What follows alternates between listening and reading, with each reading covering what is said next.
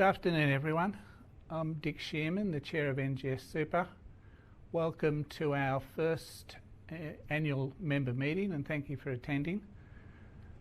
I'm live in Brisbane. Our other speakers will be live coming to you from Sydney.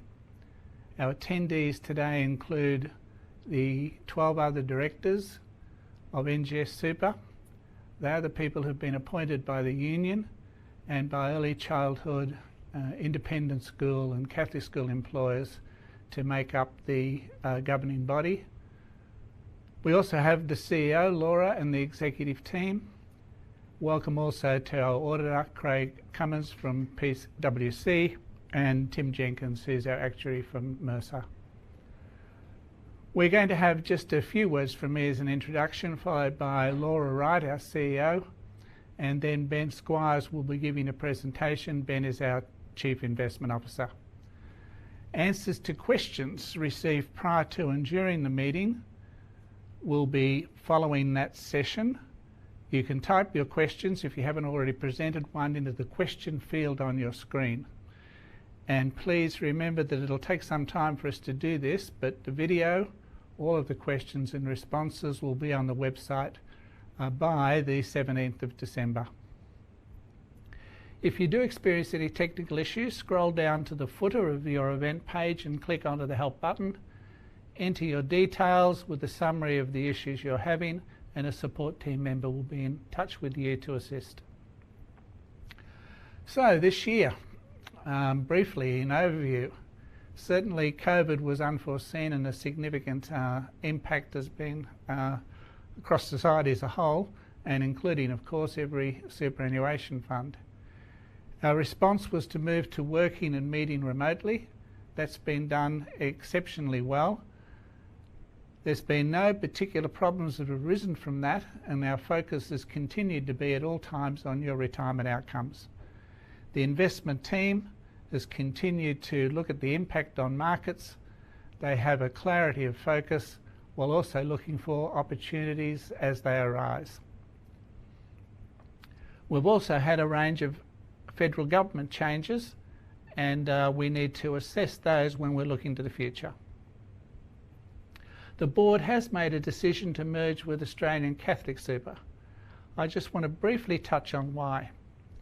This creates for us, and for every member of NGS, a strong, inclusive national fund across every state and territory for independent schools, for Catholic schools and the community sector. We have not had, up until this time, one national fund across all of the independent and Catholic sector, and including the community sector.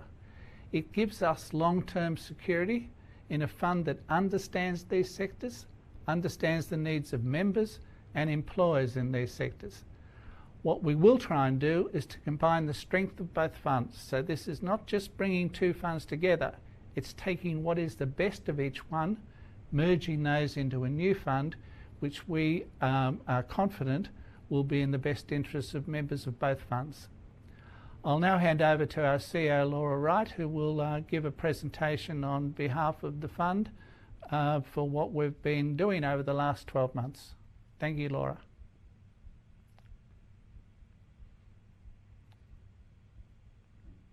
Thanks, Dick. I'd also like to welcome you today. I prefer to be in person, but of course this is a good alternative, and I think we're all getting used to video and webinars. I like to think of 2020 as a year in two parts.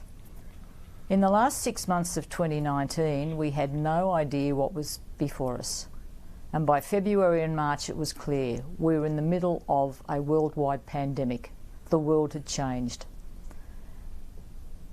We had volatility in investment markets like we'd never experienced before, and immediate social and economic dislocation. Who would have thought that almost overnight, the impact on schools, remote learning. We have parents supervising schoolwork at home while working, and of course we had teachers actually trying to work as well as supervising their own children. Our members in the health, aged and community care have been on the front line fighting the pandemic. And there's very few families that haven't been impacted by some level of unemployment or underemployment. So how have we dealt with this at NGS? Well, as Dick already said, we quickly moved to working remotely and meeting remotely. And so did our service providers, in particular our insurer and our administrator. They had to get used to this new environment at a time when there's been unprecedented member activity, particularly in our call centre. We've had days where over 500 members have rung in, asking for assistance and wanting information. And I'm very, very pleased with the response that our key service providers have given us at this particular time, working tirelessly to bring the volumes quickly under control and get back into service standards.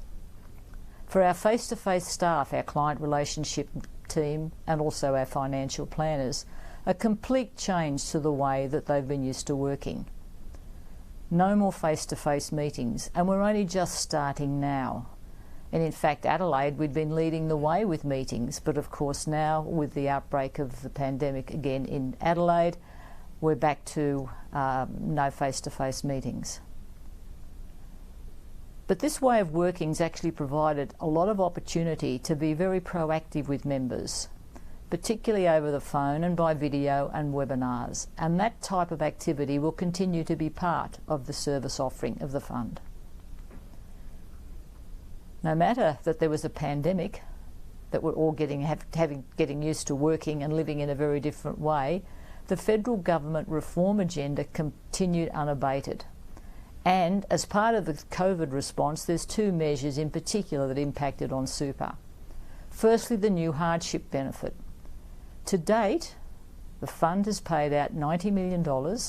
We've made 11,000 payments and over 7,600 members have received a hardship benefit. For members in income stream, the minimum drawdown was reduced. That's giving the opportunity to protect savings. Meanwhile, the insurance reforms that had started prior to the pandemic continued to be implemented. And the purpose of those insurance reforms have been to protect members with low balances and younger members from their insurance eroding their accounts. And more recently, of course, the budget. Further announcements about super, greater transparency to be able to compare funds, and this new concept of stapling. The first fund you join to be your fund for life until you make a choice. We've also been very busy implementing the member outcome regime. We've set targets in the following areas to do with fees, advice, insurance, service, governance and investments. Now briefly I'll just touch on each one of these as to the results and outcomes. Firstly, fees. In 2019, in December, we had a substantial decrease in investment fees. This was a result of the merger with QIC Super. The MySuper Diversified option, the fees decreased by 30 basis points. In the advice sector, this is an incredibly valued service to our members, and we are committed to increasing the ability of members to access advice services. And the pandemic has given us the opportunity now to use webinars much more. And again, making sure, particularly for our members in regional areas, that they have the same sort of access to sound financial advice to help them with the planning for retirement. Insurance. 4 years, 3 in a row, we've won the Chant West Best Insurance Award. And that's recognising the high quality, tailored type of insurance we have, tailored to our membership and also very reflective of life stages. Insurance is something that we're regularly reviewing to make sure that it is still fit for purpose and that premiums do not erode retirement benefits. In the area of service, our administration service has been rated very highly by Super Ratings, and we continue to have high member and employer satisfaction even during the period of the pandemic. In the area of governance, our focus is on making sure where possible, even before new regulations and requirements come into place, that we got our foot forward on that, and we try and, like the member outcomes, we've actually introduced our approach to that in our business planning well in advance of the required deadline by government. Now, investments, of course, is the most important thing that we do. Making money for you, for your retirement, is our only focus. Ben is going to provide quite a bit of detail about our performance to date and what we hope to do in the future. But I just want to touch on a few highlights for you. Firstly, our returns. For the financial year 2020, the MySuper Diversified return was negative 0.6% for our accumulation and transition to retirement, and negative 0.7% for income stream. These results compare extremely well with our peer funds, and Ben will provide you with more detail. But remember, super is a long-term investment, and the 10-year return for the MySuper Diversified is 7.08%. Now, as a long-term investor, NGS really understands the importance of environmental, social and governance issues. ESG.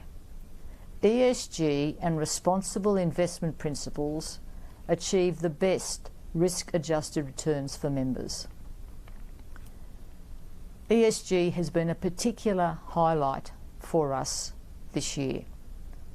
We've mapped our investments to the 17 UN Sustainable Goals, and in December we'll be issuing our first report to the Task Force on Climate-Related Financial Disclosures. As an organisation, we're certified carbon neutral, and we're working on a transition plan for all of our investments. The sustainability section on the website has continued to be updated. We've got all of our policies, certifications, initiatives, articles and updates.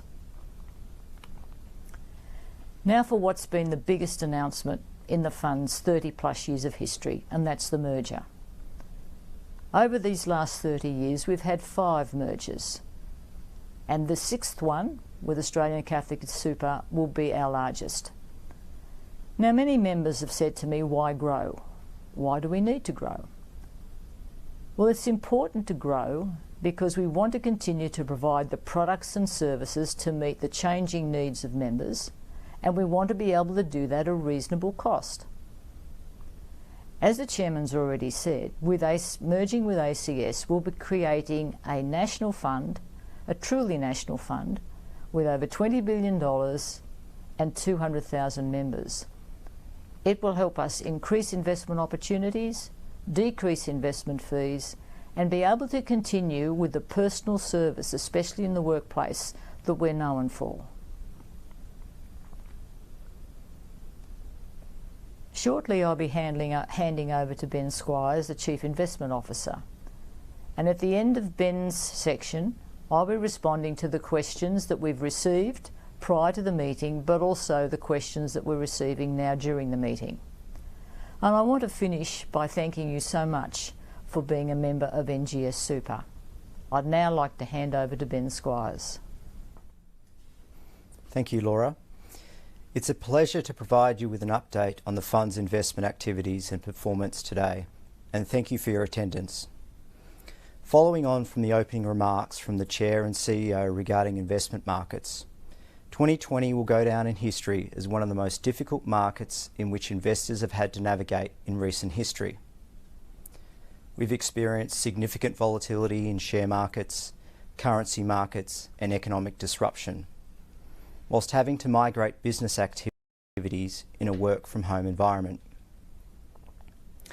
Assets that have typically been thought of as fortress-type assets, such as airports, toll roads and seaports, were materially impacted by the lockdowns, whilst technology, healthcare and other consumer staple-type assets held up or even outperformed during the COVID-19 lockdown period.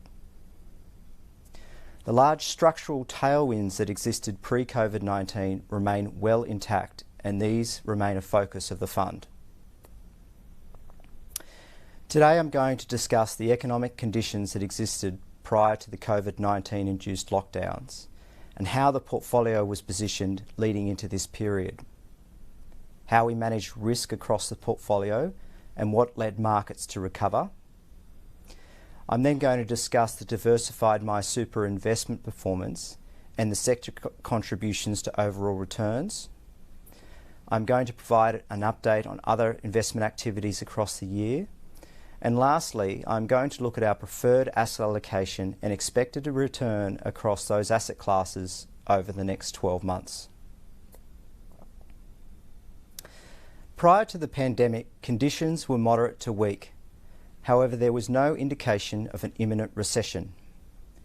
Indicators that gave us reason to take a defensive stance within the portfolio included negative business leader outlook, weak global manufacturing levels, and world trade volumes at recessionary levels. However, when we looked at more reliable early recession indicators from the last 6 recessions, which include the yield on 2-year US Treasury notes being higher than the yield on 10-year Treasury notes, commonly referred to as an inverted yield curve, peaking US S&P 500 operating margins, rising unemployment, and plunging consumer sentiment. Of these 4 indicators, only the 10 to 2-year yield curve inversion had been triggered by the end of 2019. However, based on this outlook, the portfolio was cautiously positioned leading into 2020. The key defences across the portfolio included being well diversified across sector, country, company, vintage and asset class, holding slightly below benchmark exposure to the share market with a tilt to quality and growth companies. We held a higher allocation to international shares relative to Australian shares. We held more foreign currency exposure relative to our strategic asset allocation, and that included a greater exposure to Japanese yen. We had a downside protection program in place, which provided a significant payoff when markets were sold off in March. In 2019, we reduced our exposure to domestic airports and commercial property, and we reallocated more to domestic industrial, US diversified property, distributed energy, data fibre networks and hospitals. And lastly, we maintained a lower exposure to high yield credit during 2019.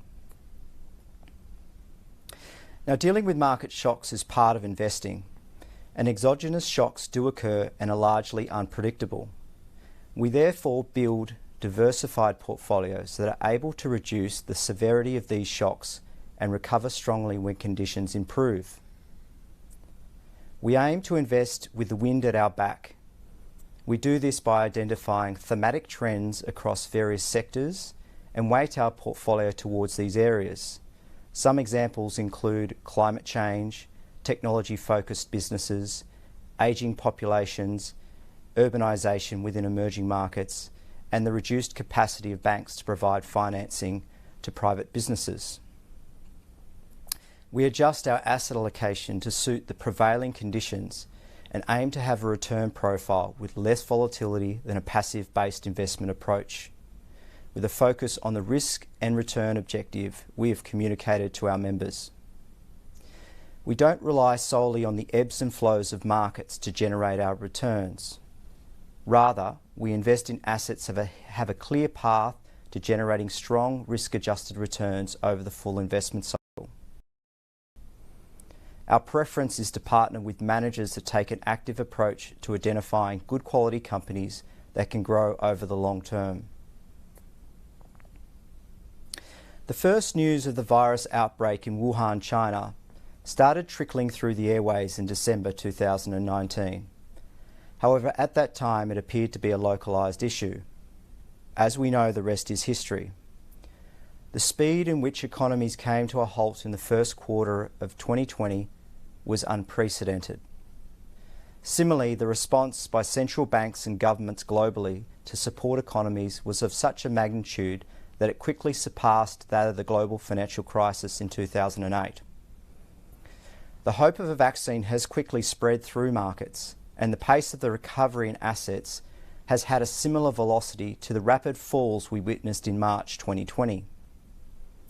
There have been winners and losers through this period. Most businesses that have been impacted by social distancing continue to limp along, particularly those in the hospitality and tourism industry. The pace of the recovery in economic activity improved rapidly as economies reopened. However, forward indicators are showing that pace of improvement, as the second and third wave of the pandemic have constrained the social distancing measures witnessed in May, June and July, particularly through Europe, are constraining growth, whilst Asia and the US have continued to see improved economic conditions. I'm happy to report that the fund's liquidity position was not impacted due to COVID-19 or government allowances for early release. We conduct regular stress testing on our portfolio to ensure we can withstand the worst possible outcomes experienced in markets, member withdrawals and switching activities. The fund's liquidity position was not impacted by the falls in markets or the government allowance for early release of superannuation benefits. We did not need to sell down any exposures to meet redemption requests, given the significant cash position within the fund. Through this period, we actively revalued our unlisted assets to ensure that they reflected the impact that was happening in the broader economy. This table shows the contribution from each sector to the one-year return ending 30 June 2020. The green bars indicate positive returns, whereas the red bars show the negative contribution to the portfolio. The blue bar on the right is the total return, and as Laura mentioned, for the 1 year we returned negative 0.6%. The fund had a higher weighting to international shares and foreign currency, which provided a tailwind to the portfolio. Other sectors such as private equity, infrastructure and more traditional asset classes such as corporate and government bonds made a positive contribution, whereas our exposure to property growth, which held student accommodation and Australian shares, had the highest negative return to the portfolio. The weighting to some of the traditional defensive areas such as government bonds were lower, and this underweight position detracted from overall performance. This year we saw the worst returns in March. However, the diversified My Super option was one of the best in the top 10 performing funds against the biggest funds in the country. This means that the diversified nature of the portfolio provided greater protection when markets were sold off. Now, despite the significant falls seen in markets over the year, the balanced, defensive, international share, infrastructure and diversified bond option all returned positive returns for the year ending 30 June. And as at September 2020, the diversified My Super option had outperformed the median super fund return over the 1, 3, 5 and 7 year period. Despite the slightly negative return, the financial year-to-date return ending as at Friday last week was 6.5%, and the 1 year return was 2.54%, so largely recovering a lot of the losses that occurred earlier in the year. Looking closer at our property portfolio, over the last several years we have increased our sector allocation towards industrial real estate. We've increased our overseas exposure and purchased decentralised commercial property with a higher allocation of medical service-based businesses. This has proved to be a successful strategy, with the portfolio largely being unaffected to the social distancing measures and lockdowns. In addition, the direct property portfolio has future optionality given the prime CBD location of these assets, a lot of which are surrounded by residential zoning, and there's a plan to go through an exercise to rezone these into residential into the future. The fund's direct property was not impacted by the lockdown period, largely a result of a resilient tenant base in consumer staple type businesses. Renewable energy and decentralised power has been a central theme for the fund, and we've been investing in this area over the last several years. In addition to the traditional wind and solar investments, we've invested in platform solutions which integrate various technology-based ideas for corporate customers. A recent example was a co-investment in a US distributed energy asset. We made a $30 million investment which has a target return of 15%. This investment provides a platform for large corporations in various industries to source their power via renewable energy platforms, which consist of power generation, power storage and microgrids. We increased our exposure to solar and wind assets, and both areas continue to provide attractive returns and diversification benefits to the portfolio.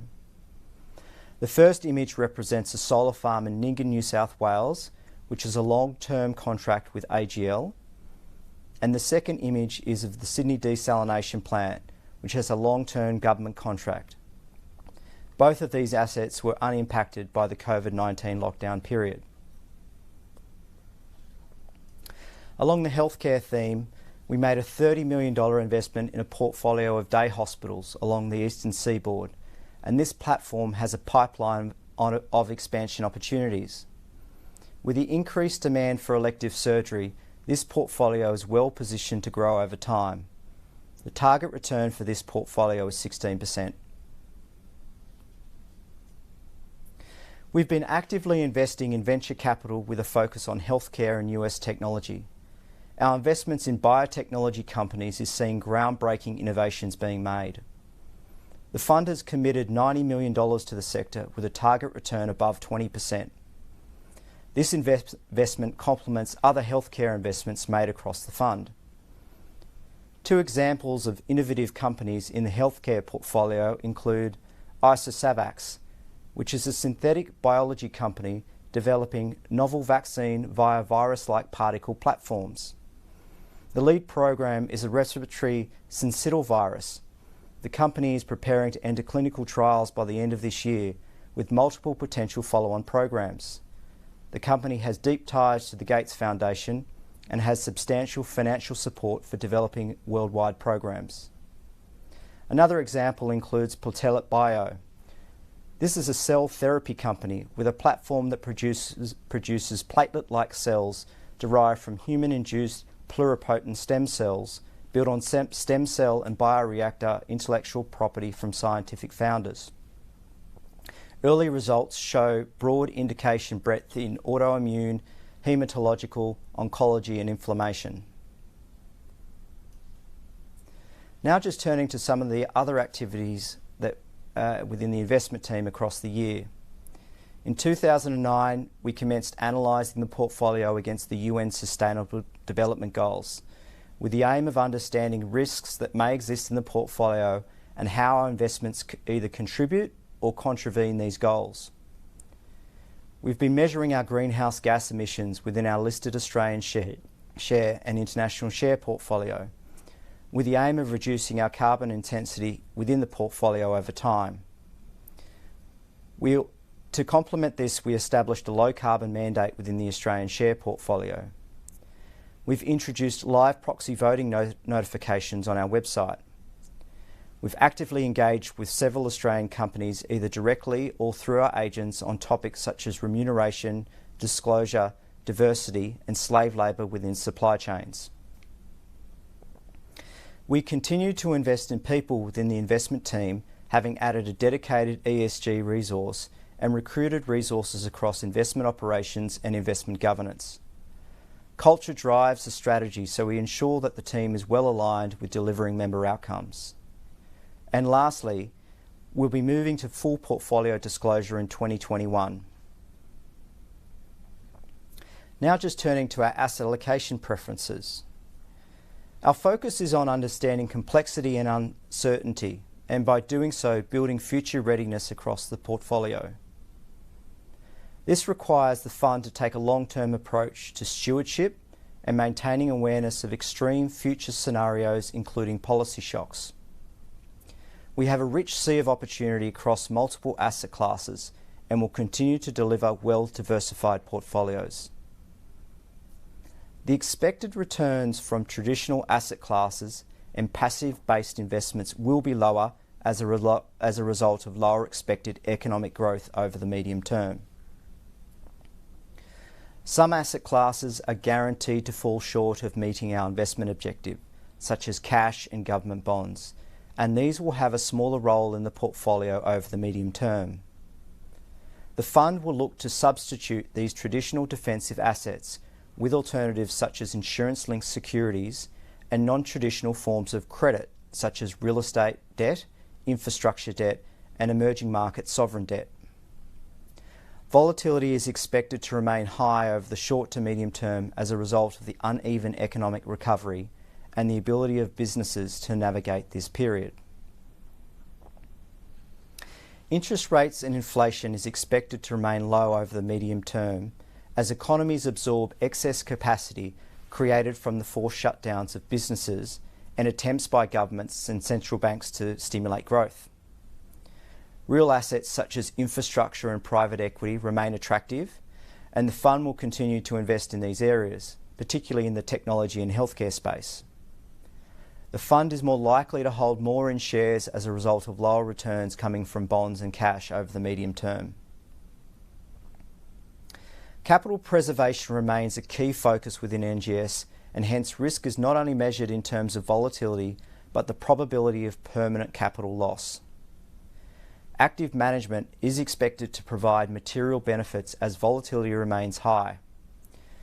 We have seen that the systemic risk within economies and many industries have left the overall system fragile, and this has resulted in cascading third and second order consequences.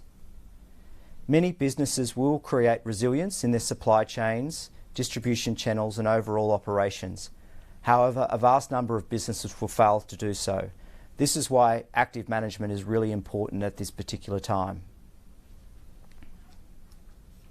We have identified anti-fragility qualities in some types of businesses, economies and sectors, and these will continue to be a key focus of the fund.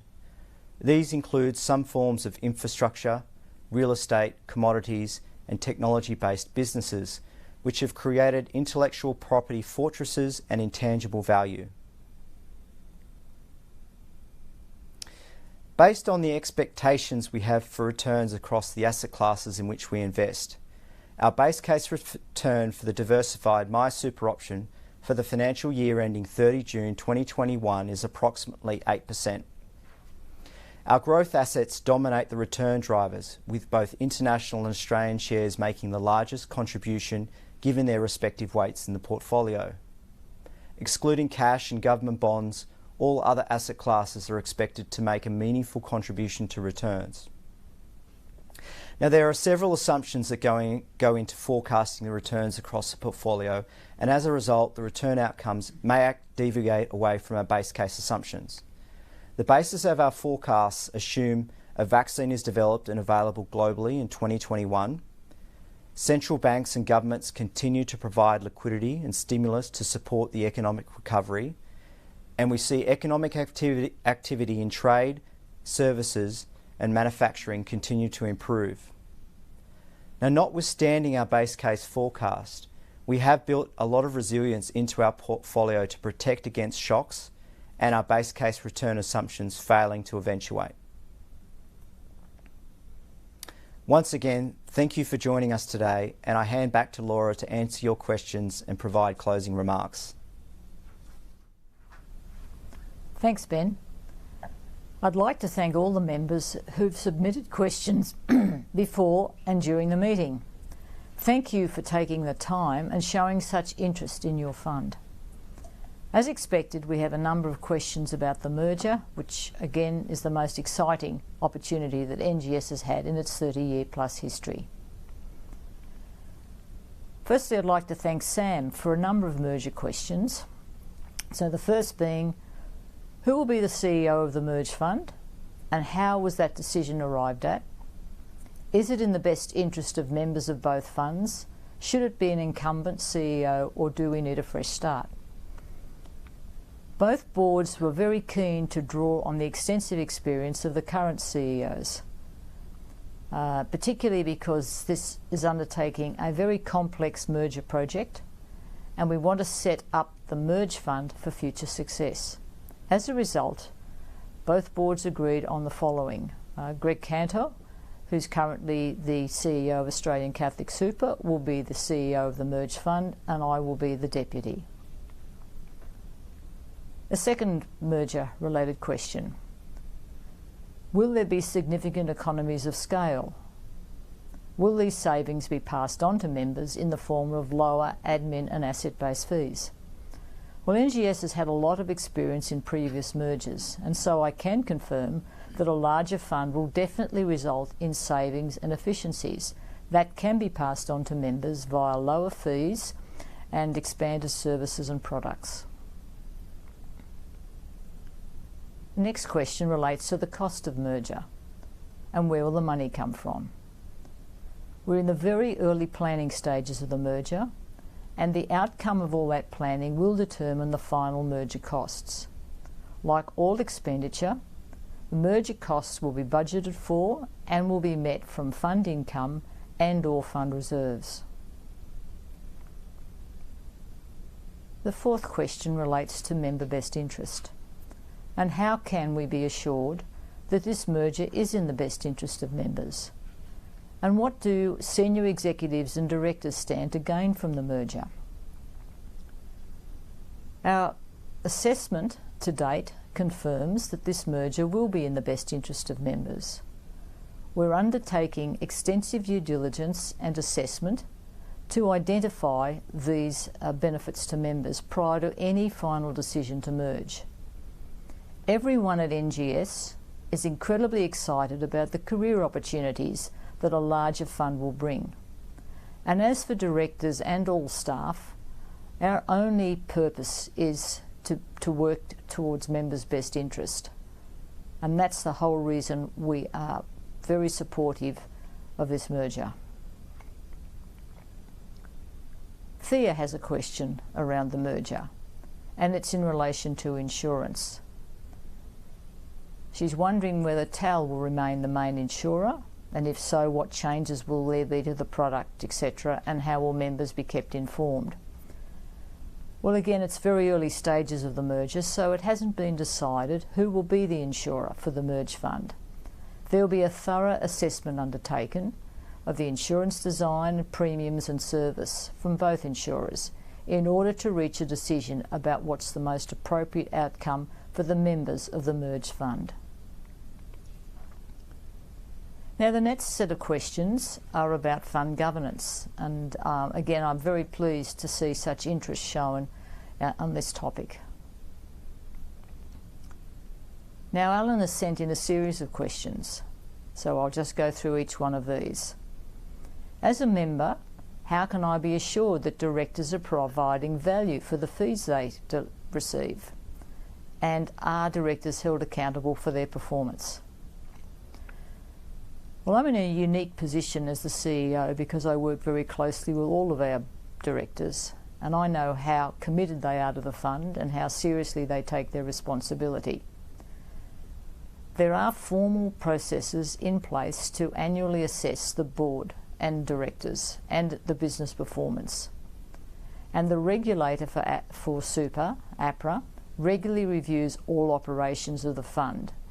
So we have that sort of oversight. Do the directors have KPIs, key performance indicators? Well, directors don't have individual performance indicators, but there is that annual assessment of board skills and competencies and board performance. And as I said already, the regulator has final oversight of performance. Next question relates to remuneration. What is the remuneration paid to directors, and is it the same for all directors? Well, the remuneration paid is actually public information. It's been published on our website for a number of years. And the fees that directors get paid are very much in the median of super funds. All directors are paid a base amount, and there's an additional sum for the chair, and if you are a member of a committee, and the chair of a committee. Director expenses. Do directors have expenses? Are they reimbursed? And what's the validity and checking process? The majority of director expenses relate purely to travel and training. And as you would guess, this year there's been very little of that. Virtually all of the training since March and all of the meetings have been held remotely. But in normal circumstances with these sort of expenses, they're paid by the fund in advance in accordance with documented policies and procedures. Incidental expenses incurred by directors in their role are reimbursed on the provision of the receipt. This process is overseen and reviewed by the Chief Risk Officer and myself as CEO. Next question relates to the percentage of members' annual contributions that go to paying directors' fees and expenses and staffing costs. And I start this answer by saying that actually the director fees, expenses and staffing costs are quite low and certainly very moderate at NGS Super. As a percentage of the contributions received in 2020, directors' fees are 0.1%, directors' expenses are 0.02% and staffing costs are 1.1%. As a percentage of funds under management, which is the measure used by regulators and for comparisons, the total of these three areas is 0.1%. I've had another question about bonuses, and I can assure all of the members present that there are no bonuses paid for staff.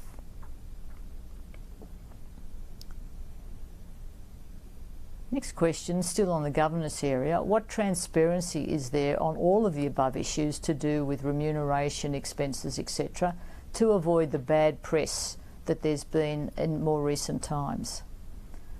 Well, again, as I've already stated, there's a very high degree of transparency of processes and policies and procedures. Remuneration is publicly disclosed on the website. Directors and executives are bound by the Fund's Code of Conduct, and again, that's on the website. Expenses must be incurred and documented in accordance of policies and procedures. We're audited every year, and the Fund also has on the website its Interests and Duties Register.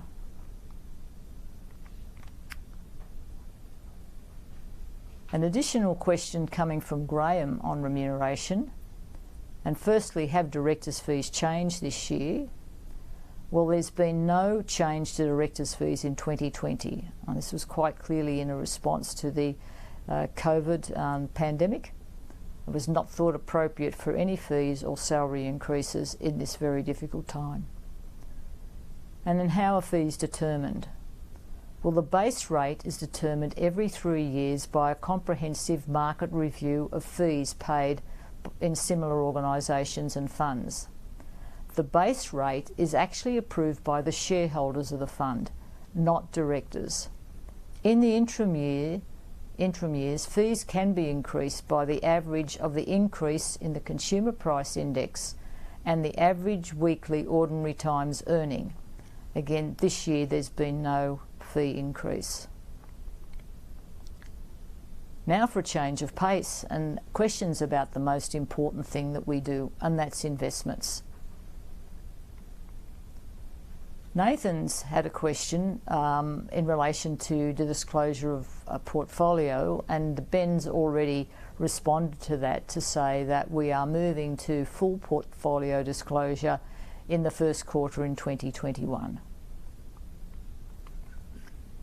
Julie is asking a question about whether we'll be reintroducing the dividend reinvestment plan for the self-managed super option.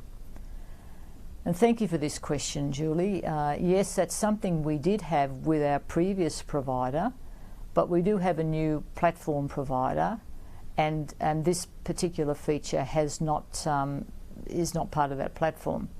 It's important that when we spend members' money, we do so carefully, and there was quite a large cost with implementing this feature when we moved platforms. And so we will not be making any changes in the medium term. We regularly review our products and services, and we will include this particular feature in our next review of our investment options. Bernie's asked a question about the task force on climate-related disclosures, and again, as I've confirmed, our report will be available in mid-December, our very first report. Paul has also asked a question about the NGS self-managed option and whether that will be available in the merged fund. Now, it's too early in the process to confirm what our investment mix will be for the merged fund. We will be keeping members updated on the website. And now for a very different topic, and one in relation to litigation. So Darcy has asked, can you tell me the number of litigation matters in train, and also what's the year-on-year amount of claims sought?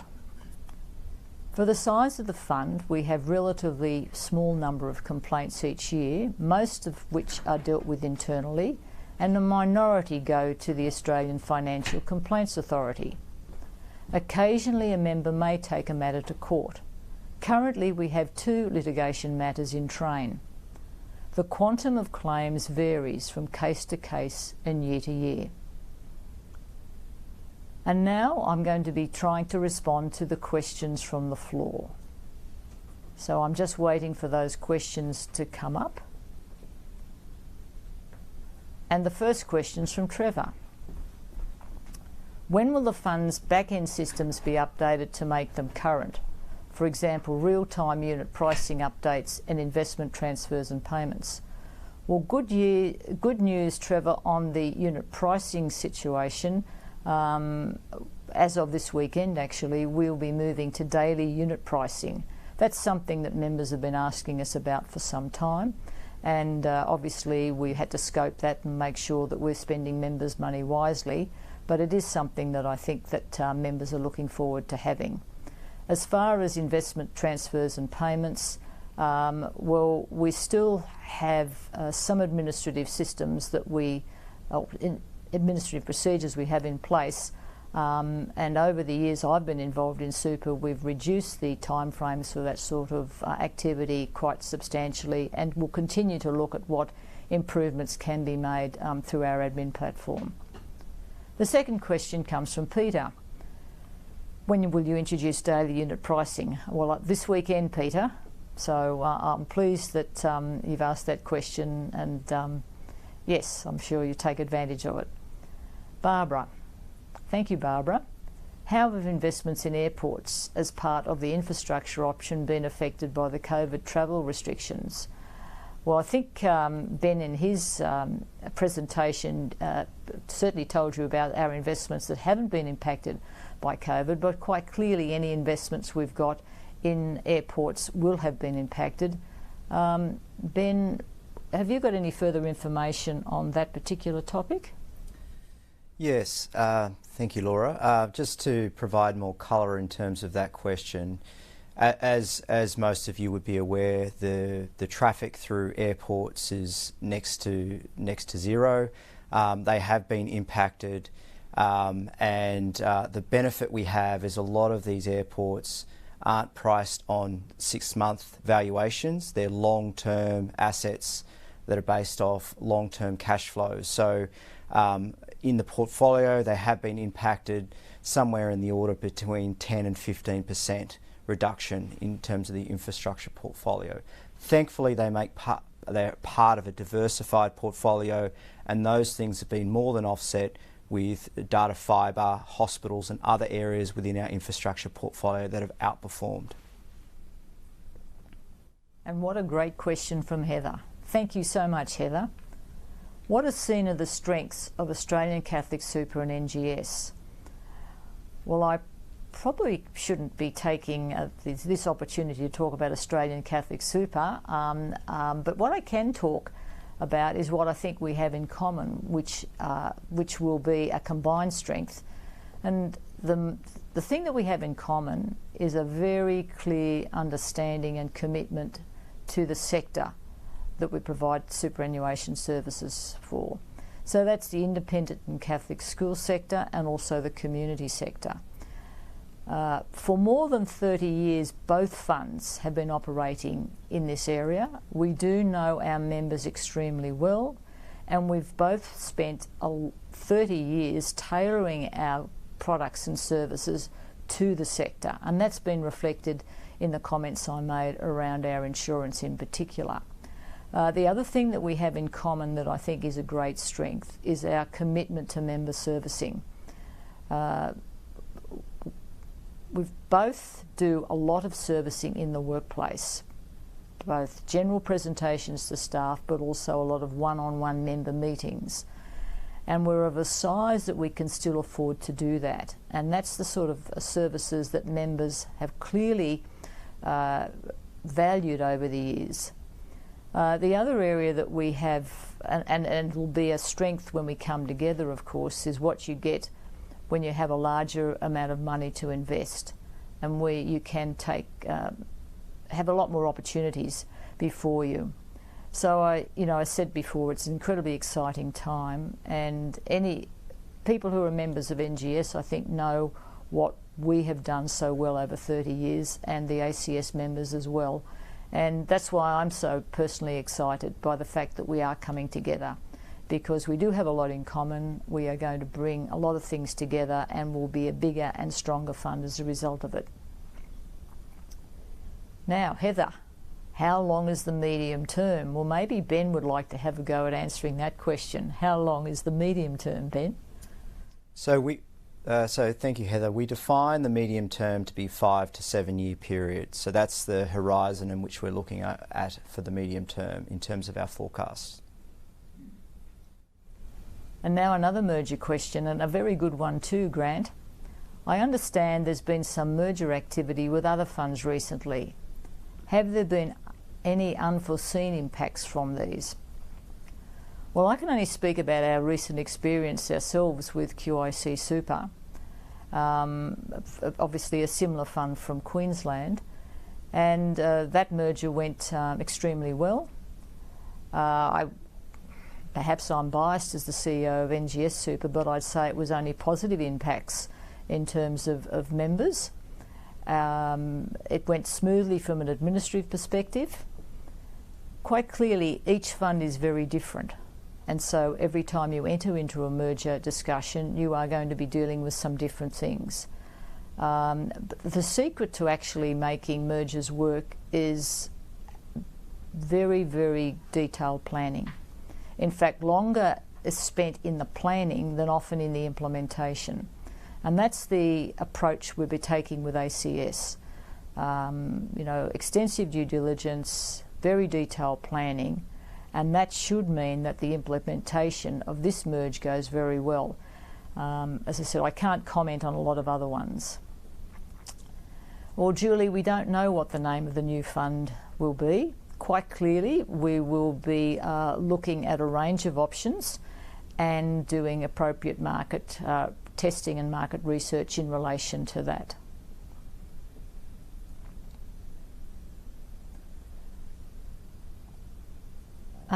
Rebecca's asked a question, what do I mean by career opportunities mentioned earlier? Is this a benefit for both staff members, for staff members or both? Rebecca, what I meant by career opportunities, currently we're in a fund at NGS, we've got about 70 staff, and there's over 100,000 members.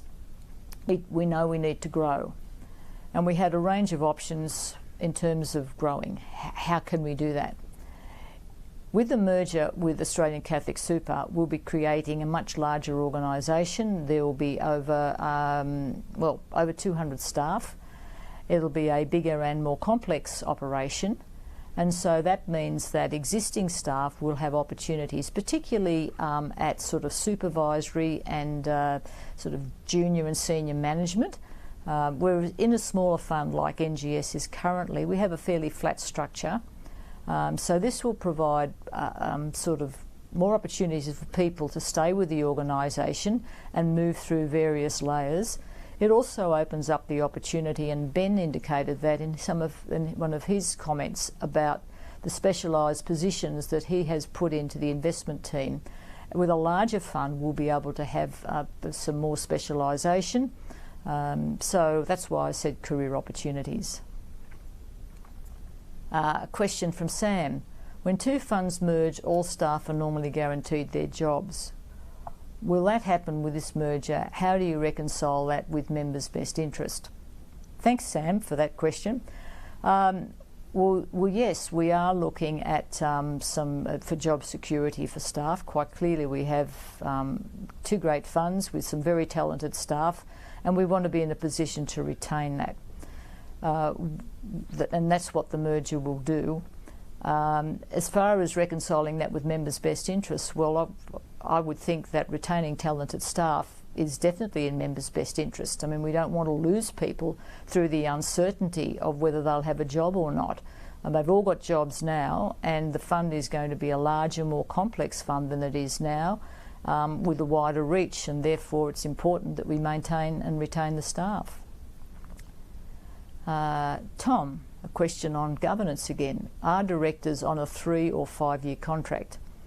Well, directors are appointed for a period of 3 years. At the end of each 3 year period, there's a thorough review of that director performance and assessment, and directors can be reappointed up to a period of 12 years. Thank you, Susan. Timeline for the merger.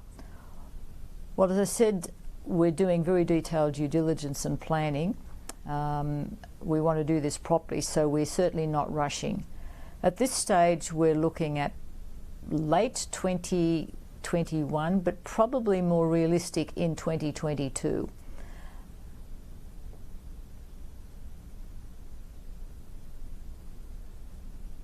An investment-related question for Ben.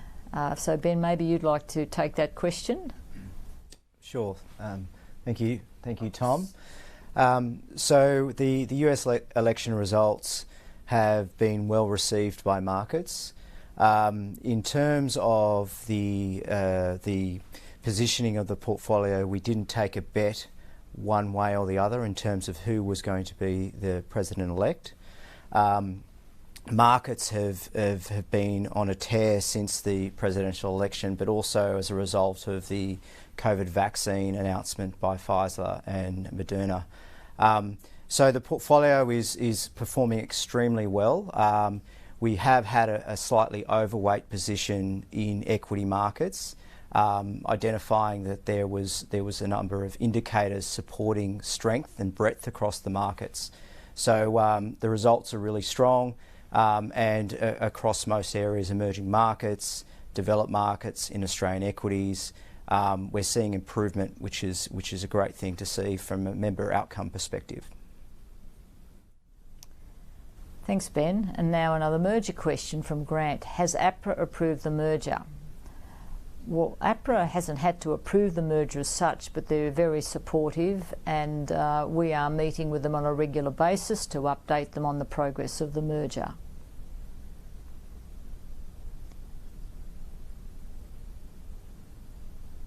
All right.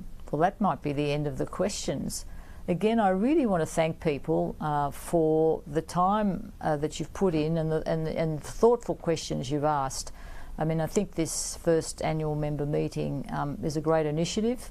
It certainly gives people an opportunity to ask questions that perhaps we haven't been able to offer members in the past, and I certainly look forward to more and more engagement with members, particularly over the very important issues that we're facing. And I'd now like to hand back to our Chair, Dick Shearman, to make some closing remarks. Thank you, Dick. Thanks, Laura.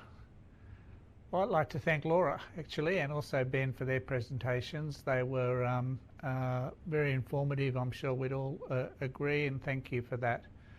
Can I also thank the NGS staff who've been involved in the organisation of this meeting, and the staff at Caribbean in Sydney and also here in Brisbane. But most of all, thank you very much for your attendance. Thank you for your participation. Thanks to those who put questions in earlier and those that put questions during the meeting today. I hope you've all appreciated the fact that we've had to do this remotely, and that so far there don't seem to be any glitches, so we'll end on that note. Thank you again for your participation, and we hope to see you at the next annual member meeting.